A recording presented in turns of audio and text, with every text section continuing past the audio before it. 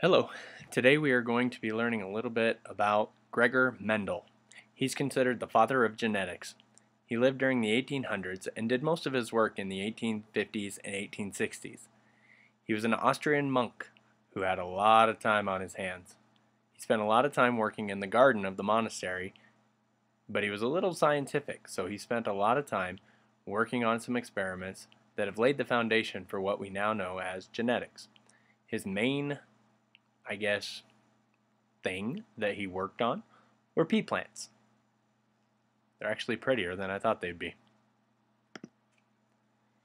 In Mendel's experiments, he tried to figure out what kind of combinations would come from different crossings or breedings of different plants that if he kind of knew what they were originally. So, he took purebred plants, meaning that he knew that they only gave off a certain type of plant. In this example, he used pure tall plants, meaning that only tall plants came from those plants, and there was never a short plant that came when they ended up planting the new seeds.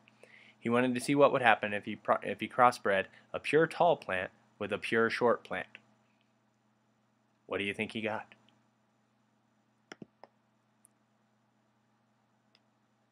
When the plants actually ended up going to seed and Mendel was able to replant them, all of the plants that were grown because of this crossing were tall plants. This was very curious, as he was kind of wondering, kind of like I bet you are, what happened to all the short ones? So he decided to take these mixed plants, the mix of the pure tall and the pure short, and see what would happen if he crossed them. This diagram shows the first crossing, short pea plants with tall pea plants, when crossed, giving us nothing but tall plants. Now he crosses them with each other, meaning that he breeds these back and forth with each other, and he finds out that we get some talls and some shorts. So the short ones didn't completely disappear. Rather curious, really.